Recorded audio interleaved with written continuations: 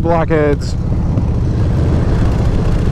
Just finishing up filming another video, but figured on the way back, go ahead and talk about this subject that a lot of people have been requesting from me recently, and that's talking about Harley-Davidson and kind of what's happening with them and the economy and their factories and models and millennials and all that stuff.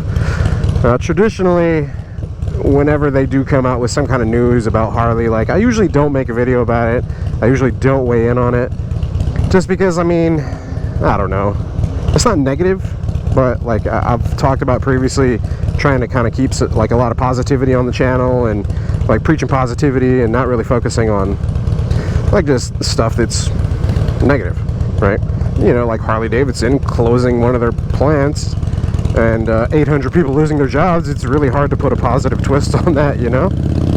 But that's reality, so I guess it's not necessarily negative, but it's just being realistic about what's happening right now. And just to, I guess, preface the whole thing, I'm in no way like a financial advisor or analyst or anything like that. Like, I'm just a dude that enjoys riding motorcycles, but I've had a lot of my viewers basically request that I make a video talking about my thoughts on what's happening with Harley-Davidson recently. And what I mean by that, did you guys hear that? It sounded like screeching tires behind me. It's usually not a good sound. Yeah, people have basically been like asking for my opinions because, you know, I guess I'm somewhat of a motorcycle personality on YouTube and I ride a Harley, so I guess that qualifies. Oh my god, they got rid of the murals. What? Crazy. Anyways, so yeah, my thoughts about the current status of Harley-Davidson. So basically last year their stock was at a much higher value than, or not last year, but the year before last, I guess. So at 2016, it was at a much higher, much healthier status versus what it is right now in 2017, end of 2017, beginning of 2018. And a lot of people are like, you know, what's happening with the motor company? You know, why do you think they're going down in sales? Well, it's pretty easy to tell that their demographic is changing quite a bit, right? Whenever a lot of people think Harley-Davidson, they think baggers, they think, you know, like road glides or like big fixed fairing motorcycles, you know, old dudes wearing leather with like long gray beards and stuff. Just because, I mean, that's a huge part of what the Harley culture is. I mean, that's no lie. You go to Bike Week and all that stuff, like, that's a huge part of what the Harley culture, it's spot on. You know, you see a ton of that. But in addition to that culture, you do have a younger demographic as well. But at these big bike events and rallies and stuff, you don't see a lot of that. That's actually what we have an incoming bike event called FXR Dyna Day, and we're kind of aiming towards, you know, like kind of getting some of this like West Coast flavor over in Orlando. So dudes, you know, like, we've got a culture within the culture. And that's what that day's about. If you guys want more info on that, check it out in the description below. FXR/Dyna Day, March 10th, 2018, Ace Cafe, Orlando. Blockheads will be there in force. Anyways, shameless plug. But yeah, Harley is definitely having a problem right now with, dude.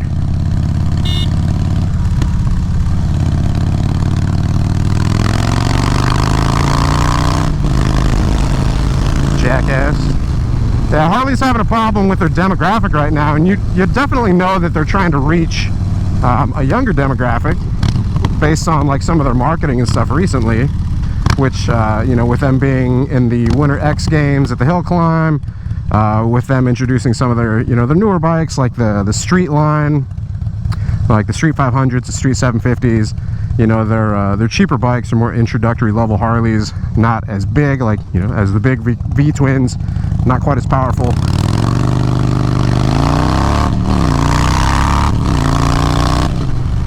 Tired of all the traffic, man.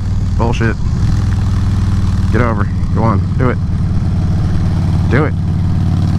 Or don't do it. As of recently,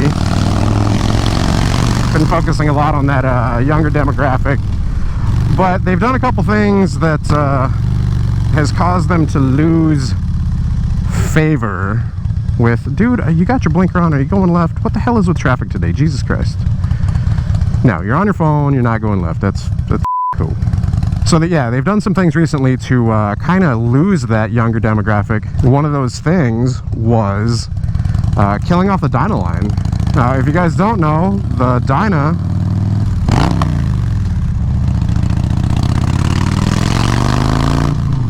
seriously, what is going on with traffic today? I'm just trying to get out of it. Jeez. If you guys don't know, the Dyna line has a big following of, like I said, younger demographic, because a lot of people use them to stunt, and a lot of people that are younger like the Dyna because it's a very malleable platform. I mean, you can take it in a couple different directions. It's kind of more mid-range. You can find them used for like all sorts of prices, and you can still find them used for, you know, really super cheap. Yeah, people were really growing into this culture around the Dyna, and then Harley-Davidson basically took all of the great models from the Dyna and they merged them into their Softail line, you know, their new 2018 Softail line, in which they totally changed it up. I mean, the engine, you know, brand new Milwaukee, they're great bikes. They really are. They're super nice bikes. But they killed off this, like, a culture that was basically like forming around a bike. And, you know, I don't even know what I'm trying to say here. There is totally cultures that form around the culture. So like Harley has a culture within it, right? And then within that culture, you've got people that form cultures around the style of bike that they have. A huge one that, oh my God, like so much culture behind it and so many groups and, you know, aftermarket manufacturers is the Sportster. So the Sportster has a massive, just insanely huge culture behind it. And so the Dyna was, you know, getting there, and it was growing quite a bit within the last couple of years. And Harley-Davidson ended off merging them into the Softail line, you know, the new monoshock design with the Milwaukee 8s. And so that kind of made them take a hit, right? In addition to that, whenever they rolled out the 2018s, they also like kind of adjusted pricing to where it's not, I don't know, as friendly as it used to be in the previous years, right? And so the pricing on some of their more powerful bikes isn't as competitive as their competitors, right? If you're looking at a cruiser from Harley, and then you're also looking at a cruiser from, say, Indian, then the costs there are far, I mean, they definitely beat them in terms of cost. I've also heard about them having problems. I don't own an Indian, so I can't really speak about them too in-depth, and I won't, because, you know, I've ridden one twice. So Harley has definitely seen some tough times, and they've been reaching out to motovloggers. I was gonna say, they've been reaching out to motovloggers. Like, I'm sure you guys saw Walterific. They got a hold of him, and they basically sent him to Hawaii to demo their new Sport Glide, which is one of their new models for 2018. They got a hold of who was the other one? Snowcat, which is, they got a hold of Snowcat and sent him out to California, you know, all expense paid trip, blah blah blah. And that didn't really make much sense to me, because Snowcat talks like an absolute ton of shit about Harley-Davidson. I just, whatever, you know, the whole reel back stuff, and like they had to send him a cease and desist and blah blah blah. I just don't understand why Harley-Davidson would like reward somebody for doing as much like shit talk as he has. But man, that's neither here nor there, I guess. It's just one of those things that Harley-Davidson's marketing department is, I don't know, they had to be aware of it, right? You would think they would be aware of it. I was going to do an episode on just that, but like I said, I try to keep my subject material and the channel positive, and it's real hard to be positive about that whole situation. But so yeah, Harley-Davidson has been reaching out to motovloggers. They reached out to me. They were talking about, you know, sending me on a trip for their Sport Glide. I had actually already made a video on their Sport Glide, because as you guys know with YouTube, if you're like the first person to have a video up of something, like it's gonna get the views and the hits, right? And so that's been my objective, you know, to get on these bikes and test ride them. And a lot of you guys out there have really come to enjoy like the format of my test ride videos, which is awesome. So I thank you guys, and Just to let y'all know, I greatly appreciate it. So I actually held off on putting that video out, and a couple people got their videos out. I replied to Harley saying, like, yeah, let's set something up, let's do a test ride. I had already filmed the video. I didn't release it yet. I basically wanted to talk to their marketing team about some ideas that I had to really like increase awareness for the brand, as well as increase knowledge for the consumer, right? Because I've got some cool ideas, you know, like a lot of you guys tune in, and a lot of you guys learn about, you know, the bike because of the videos that I make. And so I've got some ideas that I'd like to talk to Harley-Davidson about, and I didn't really hear anything back. So I don't know, maybe that's something that'll happen in the future. I really hope that's something that happens in the future. Harley-Davidson is definitely like wanting to reach out to a younger demographic, and is that what we call the millennials? Like, I don't know if you guys have heard of John Maxwell. He's a YouTuber that I reached out to. We got in touch. I added him to this group chat amongst a couple of us motovloggers, myself, Dan the Fireman, Moto Noob Rider, and Biking Bird. And he's been doing awesome because he's got this. You guys be sure to go check him out. I'll drop his link in the description below. But he made a video basically talking about how, like, are millennials killing Harley-Davidson or something to that effect. And you know, I wouldn't say that they're killing Harley-Davidson. I think that millennials nowadays are way more picky, choosy, right? They're looking for more bang for their buck because, I mean, dude, the whole like economy factors into it. You're talking about student loans, like how the cost of, you know, going to school has gotten like crazy expensive, and, you know, people are having to take out loans, and then the loan rates are just totally insane after you graduate. And then after you do graduate, like, you got to be paying off those loans.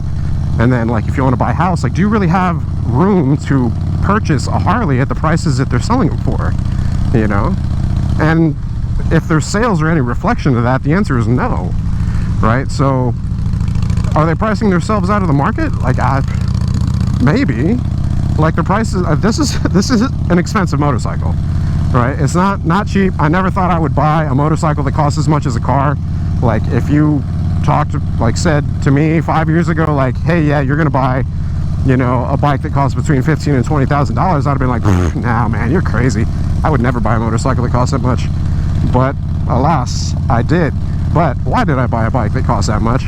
That's because I thought, for me, since I'm running a channel here, it's an investment, right? That's what I tell myself anyways.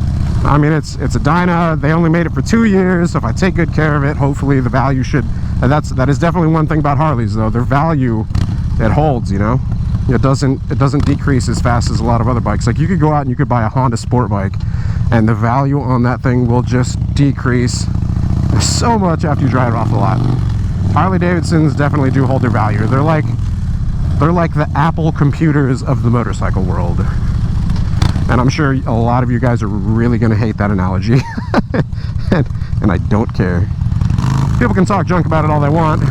Anyways, this isn't a Apple versus whatever video though, right? So, in addition, another change that Harley-Davidson is making is they're coming out with an electric bike. They've basically promised people an electric bike as of, what did they say, 2019 or something? They released some pictures of it a while back. I will post a picture of it right here. To be honest, man, I think it looks pretty cool. But as you guys know, with electric bikes, they don't have there's no like engine to them. There is like a motor, right? But no engine that makes this sound.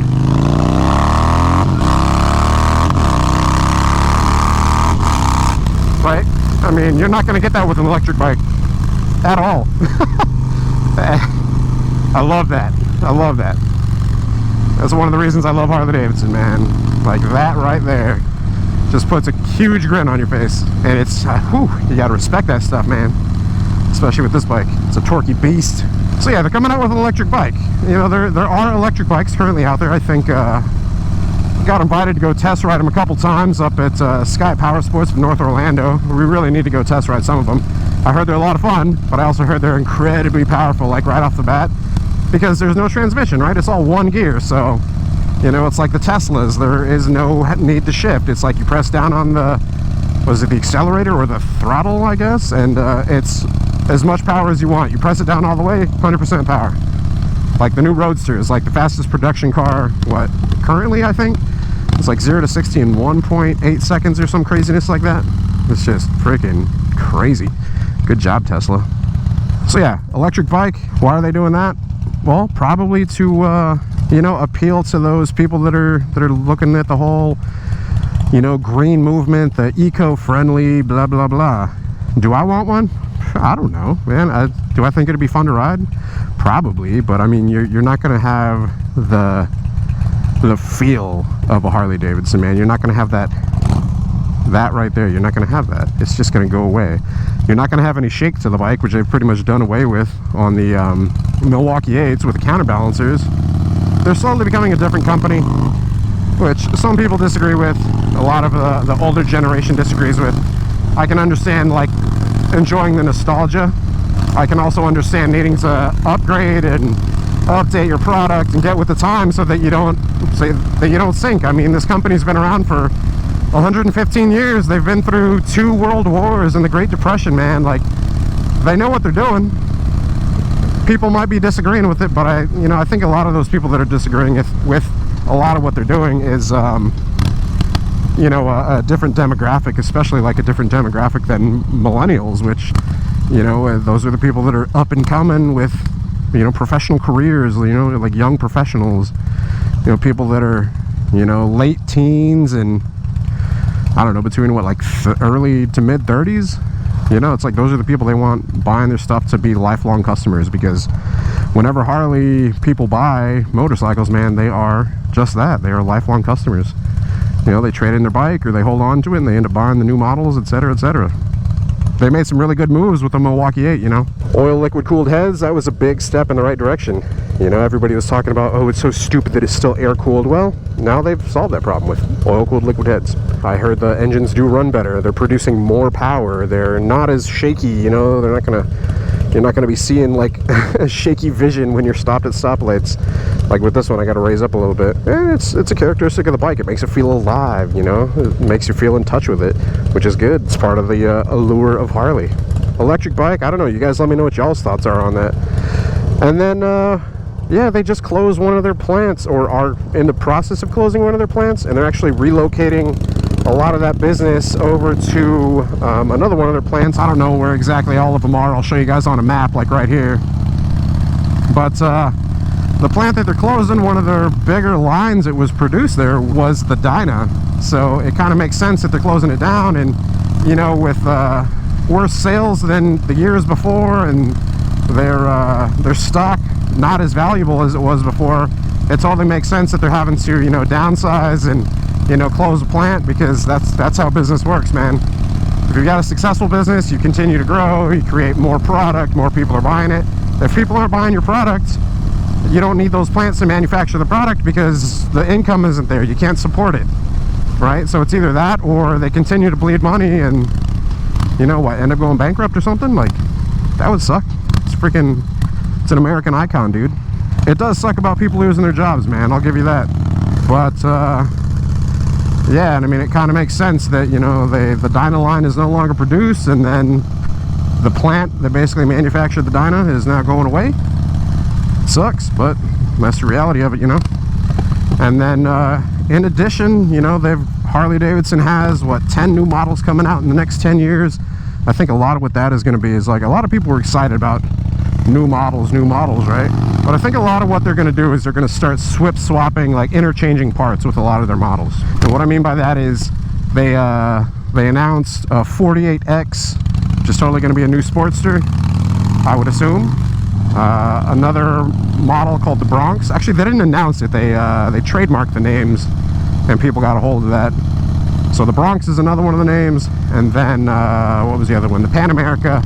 But then they also announced that they're going to be coming out with an Iron 1200, which is so smart, because one of the questions that I always get on this channel is like, hey, should I get an Iron or should I get a 48? You know, should I get the 883 or should I get the 1200? And it's like, well, now you can choose the Iron in the 883 or the 1200. So I mean, that's pretty cool, because a lot of people like the look of the Iron. A lot of people like the fact that it has a 3.3 gallon tank, or what is it, 3.2 or something? We'll just say 3 gallon tank.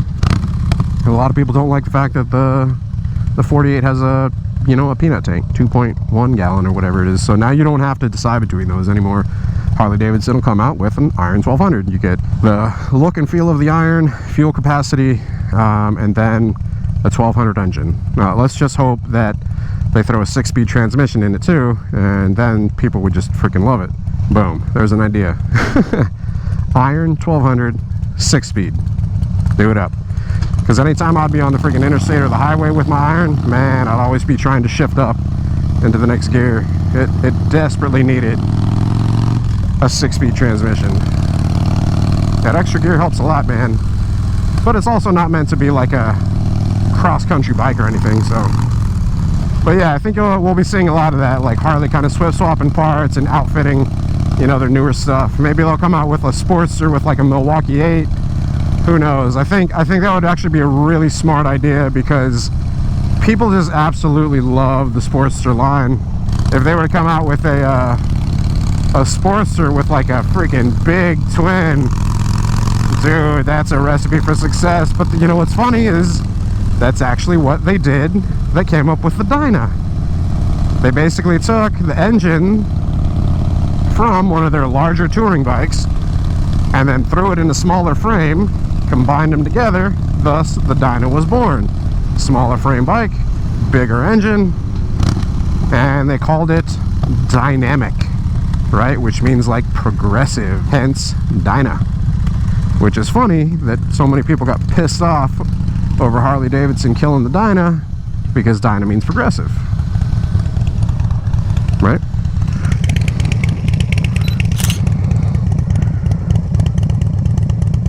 Damn, that thing sounds good. Anyways, man, there's a lot happening with Harley-Davidson right now. I really didn't think that video would be that long. See, this is why I don't weigh in, guys, because I get all long-winded. But at the end of the day, you know, I just have some ideas and what they could do.